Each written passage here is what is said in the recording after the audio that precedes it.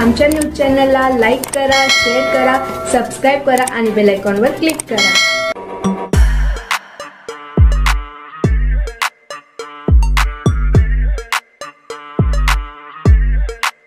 बाप रे, 250 गुंगीकारक औषध मालेगावात जप्त।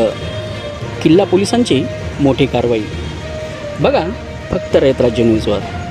मालेगाव पोलीस अधीक्षक नाशिक ग्रामीण विक्रम देशमाने यांनी नाशिक ग्रामीण कार्यक्षेत्रात अवैध धंदे, नशाबंदी यांच्यावर कायदेशीर कारवाई करण्याचे आदेशित केल्याने अप्पर पोलीस अधीक्षक मालेगाव अनिकेत भारती तसेच सहाय्यक पोलीस अधीक्षक सूरजकुमार गुंजाळ, उपविभागीय पोलीस अधिकारी कॅम्प उपविभाग यांचे मार्गदर्शनाखाली किल्ला पोलीस ठाणेकडील सहाय्यक पोलीस निरीक्षक RR तडवी व गुन्हे शोध पथकातील पोलीस हवालदार सचिन भांबरे, अविनाश राठोड, रवींद्र पंडोरे, पंकज भोये, मंगेश मिसर, विशाल तावडे यांनी गोपनीय बातमीच्या आधारे सापळा रचत मनमाड रोडवर मालेगाव येथे 2 इसम मोठ्या प्रमाणात प्रवासी रिक्षामध्ये प्रतिबंधित केलेल्या गुंगीकारक औषधांच्या बाटल्या चोरट्या रीतीने अवैधरित्या विक्री करण्याच्या उद्देशाने स्वतःच्या कब्जात बाळगून असताना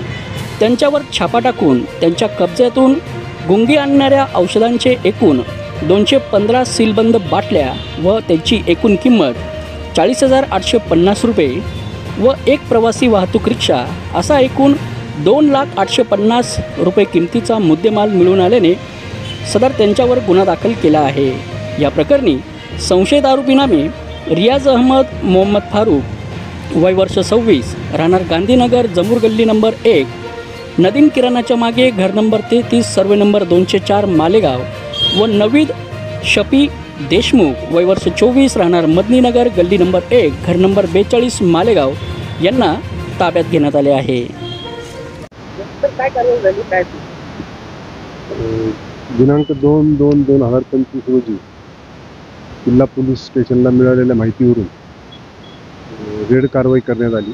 त्यामध्ये एका ऑटो रिक्षामध्ये कोडिन फॉस्फेट नावाचं जे कप सिरप आहे जे डॉक्टरांच्या प्रिस्क्रिप्शनशिवाय देता येत नाही, त्याच्या 215 बॉटल 40,800 रुपये किमतीच्या बेकायदेशीर ताब्यात बाळगताना मिळून आले।